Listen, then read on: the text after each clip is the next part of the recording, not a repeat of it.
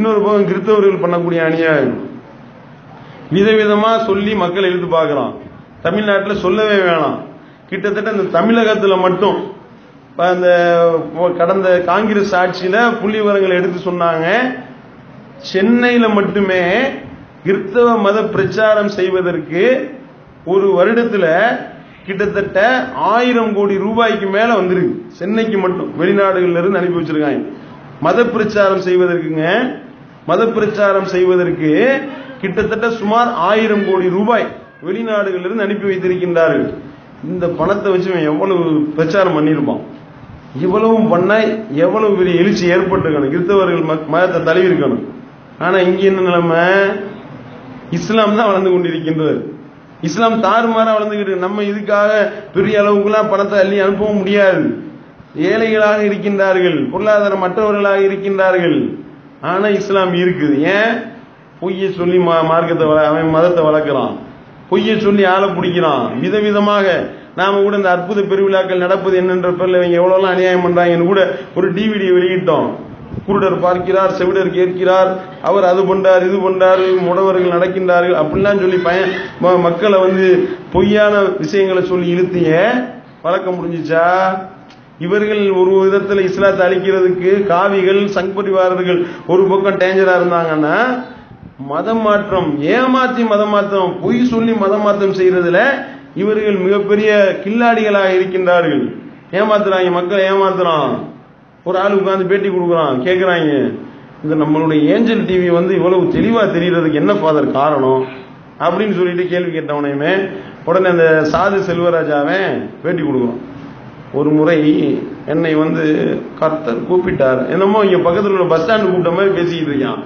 கூட்டிட்டு போனாரு இயேசு. திடீர்னு பேச கூப்பிட்டாரு. நான் பரலோகத்திற்கு போனேன். பரலோகம் என்ன பக்கத்துல உள்ள பட்டுக்கோட்டையாடா? பரலோகத்துக்கு போனேன்ற. உங்களுடைய தொலைக்காட்சி அதாவது உலக தரப்பட்ட தொலைக்காட்சி போல் இருக்கிறது தொழில்நுட்பத்தில். அப்படி நீங்க நினைக்கிறீங்களா? அப்படித்தான் இருக்கின்றது. பல மக்களும் அதை கூறுகிறார்கள். நானே சொல்லக்கூடாதுல்ல. ரொம்ப பேர் அதை சொல்றாங்க. நல்ல நிகழ்ச்சிகள் தராதரமாக அந்த தொழில்நுட்ப இதா இருக்கு. அப்படி எப்படி உங்களுக்கு உருவானது? இது நல்ல அருமையான ஒரு கேள்வியை கேட்டீங்க. 2001ஆம் ஆண்டு ஒரு நாள் நான் பிரார்த்தனையில இருக்கும் பொழுது அதிகாலை 3 மணிக்கு என் ஆன்மா பரலோகத்துக்குள் எடுத்து செல்லப்பட்டது. அங்க ஒரு கான்பரன்ஸ் ரூம், அந்த கான்பரன்ஸ் அறையில பிதாபாகிய தேவன் அமர்ந்து கொண்டிருக்கிறார். ஆனா அவரை பார்க்க முடியல, பார்க்க முடியாத வேதம் சொல்லுது இல்லையா. ஒரு மேகம் போன்ற ஒரு உருவம் ஒரு நாற்காலியில் அமர்ந்து கொண்டிருக்கிறது. அவருக்கு பக்கத்துல இயேசு சாமி அமர்ந்து கொண்டிருந்தார். போனவனையும் பக்கத்துல இயேசு உட்கார்ந்து இருந்தார். அதுக்கு பக்கத்துல ஒரு மாதிரி ஒண்ணு தெரிஞ்சிச்சு, அவர் தான் கர்த்தர். ஏன் கர்த்தரை பார்க்க முடியாது என்று பைபிள் சொல்கிறது அல்லவா? பார்த்துக்கிறீங்க. அந்த கான்பரன்ஸ் அறையில பிதாபாகிய தேவன் அமர்ந்து கொண்டிருக்கிறார். ஆனா அவரை பார்க்க முடியல, பார்க்க முடியாத வேதம் சொல்லுது இல்லையா. ஒரு மேகம் போன்ற ஒரு உருவம் ஒரு நாற்காலியில் அமர்ந்து கொண்டிருக்கிறது. கர்த்தரை பார்க்க முடியாதுன்னா இயேசுவை மட்டும் இப்படி பார்த்த, இயேசுதானே கர்த்தர் நீ சொல்லிட்டு இருக்க, இப்ப இயேசுவையும் பார்த்துருக்க கூடாது, பொய் கண்டுபிடிச்சிட்டாங்க. அப்போ என்ன செஞ்சாங்க? அப்போ இயேசு என்ன பண்ணாருன்னா, எனக்கு என்னுடைய கையில ஒரு பீட்டா கேசட்டை கொடுத்தாராம். நான் தூரத்தில் நின்றேன். பிதாவாகிய தேவன் முன்னால வர நடுங்கம். அப்போ அந்த மேகத்தில் ஒரு கை வெளியே இப்படி வா முன்னால வான்னு அழைத்தார். நான் நடுங்கிக் கொண்டே நின்றேன். டேபிள் மேல இந்த டிவி ஸ்டேஷனுக்கு அனுப்பக்கூடிய பீட்டா கேசட் ஒன்று இருந்தது. அதை இப்படி எடுத்து இப்படி பார்த்து கொண்டிருந்தார். பார்த்துட்டு ஏசுவாமி கிட்ட அந்த கேசட்டை கொடுத்தார். ஏசுவாமி அதை வாங்கி என்னை நோக்கி பார்த்து, நீ தயாரிக்கும் நிகழ்ச்சிகள் ரொம்ப அருமையாக இருக்குது, தரம் உயர்வாக இருக்குது. ஆனால் இன்று முதல் ஒரு காரியத்தை மனதில் வைத்துக்கொள். உன் மூலமாக இந்த தொலைக்காட்சி நிகழ்ச்சி உலகம் எங்கும் இனி போக போகிறது. நான் வித்தியாசமான ஒரு காரியத்தை செய்ய போகிறேன்.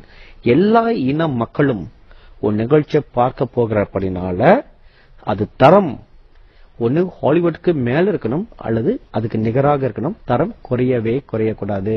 இதை மனதில் வைத்துக்கொள் என்று சொன்னார். இனிமே நீ எந்த ஒரு போட்டோ எந்த ஒரு வீடியோ எடுத்தாலும் இந்த பீட்டா கேசட்டை தான் எடுக்கணும். ஹாலிவுட் தரத்துக்கு நம்மளுடைய டிவி இருக்கணும்னா நீ இந்த டிவிடில தான் எடுக்கணுமோனே அப்படின்னு சொல்லிட்டு என்கிட்ட கொடுத்தாரு. நான் அதை வாங்கிட்டு அதுல எடுக்கிறதுனாலதான் இவ்வளவு கிளியராக எல்லா படங்களும் ஒளிபரப்பப்பட்டு கொண்டிருக்கின்றன. நான் கூசாம போய் சொல்றாங்க எப்படின்னு பாத்துக்கிறேன். அப்ப இவன் எவ்வளவு பெரிய கில்லாடிகளா இருப்பாங்க. அப்படி ஏமாத்துறாங்க. இப்படிலாம் ஏமாத்தி விதவிதமா போய் சொன்னியே உன் மதத்தை வளர்க்க முடிஞ்சிச்சா? எந்த அளவுக்குன்னா, ஒரு ஆளை கூப்பிட்டு பேட்டி எடுக்கிறாங்க.